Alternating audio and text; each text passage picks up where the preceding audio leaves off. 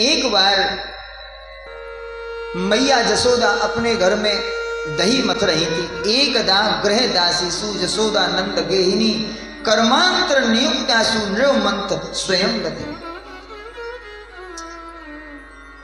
दही मंथन कर रही थी। अन्य जो दासियां थी उनको अन्य कामों में लगा दिया और मैया जसोदा दही मंथन कर रही थी। और दही मंथन करते करते क्या कर रही थी, बोले यानी गीता ने तद्वारे चरितानि च दद नृमंतने काले स्मरंती तान्य गायक। यानी गीता ने, बोले गीत गा रही है। कई काम करते करते गुनगुनाने लगते हैं ना, तो मैया जसोदा गुनगुना रही है। क्या गुनगुना रही है, बोले तद्वार चरितानि च, भगवान का चरित्र गा रही है, अर्थात भगवान का कीर्तन गा रही है काम करते करते। दद नृमंतने काले स्मरंती तान्य गायत।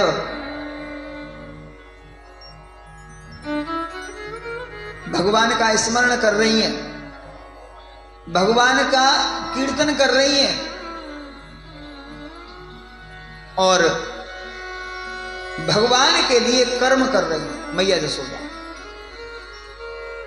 मन, कर्म और वचन जब एक होके व्यक्ति भक्ति में लगता है तो परमात्मा तुरंत आता है।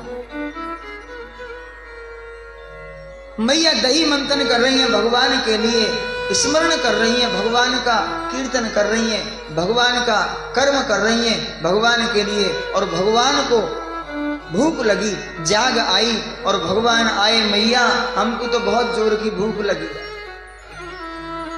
बहुत जोर से भूख लगी। मैया बोली लाला अभी तू सो जा, थोड़ी देर मैं तो को ताजो ताजो माखन निकाल रही हूं, मिश्री मिला के तो को खवाऊंगी, चिंता मत कर। कृष्ण बोले ना, हम तो तेरो ही दूध पीएंगे। तो मैया ने अपनी गोद में लिटा लियो और थोड़ी देर में एक गोपी आई, दासी आई, मैया दूध आग पे रखा है, वो उबल के आग में जल रहा है। तो मैया ने लाला एक तरफ बिठाया और दौड़ के दूध को देखने गई। इतने में भगवान गुस्सा हो गए, बोले देखो दूध के लिए हमको छोड़ दी। और मथानी लेके वो मटकी तोड़ी और अंदर घुस गए। माखन, दही, दूध की जो भी मटकी रखी थी सब तोड़ दी। और मैया आई, मैया ने देखा तो एक छड़ी लेके मारने लगी। भगवान भाग गए बाहर को। मैया पीछे छड़ी लेकर और भगवान आगे आगे।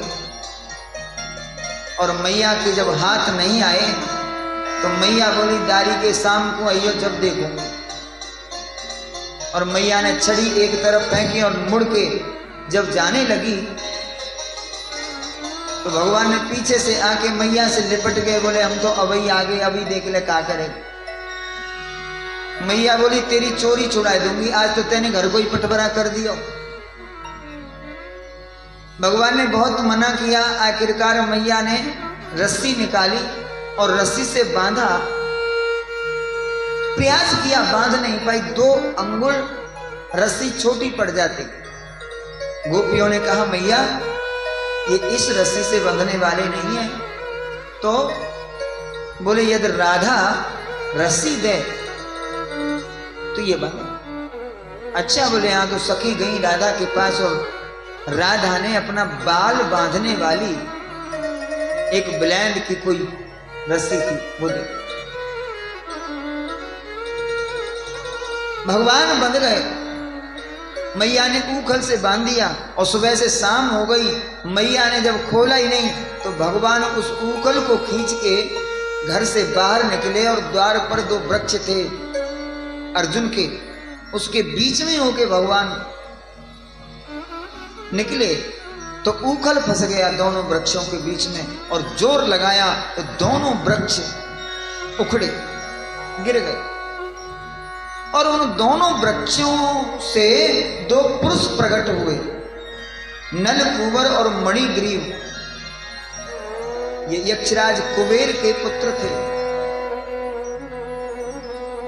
ये दोनों मदिरा पान करके अपने स्त्रियों के साथ जल विहार कर रहे थे और उसी समय देवर्षि नारद आ गए तो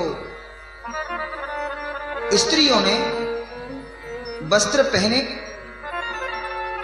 और प्रणाम किया, लेकिन ये दोनों शराब के नशे में इन्होंने देवर्षि नारद के सामने वस्त्र नहीं पहने, नग्न ही होकर आ गए। किसी महापुरुष के सामने, भगवान के सामने नग्न शरीर नहीं जाना चाहिए, उसको किसी वस्त्र से ढक के ही जाना चाहिए। और देवर्षि नारद को क्रोध आया और उन्होंने श्राप दे दिया कि जाओ तुम वृक्ष हो जाओ, तुम वृक्ष की तरह खड़े। अब तो उन्होंने क्षमा मांगी। देवर्षि नारद ने कहा जाओ, तुम्हारा उद्धार भगवान श्री कृष्ण करेंगे। और ये कृष्ण अवतार में इन दोनों का उद्धार हुआ और ये अपने लोक को चले गए।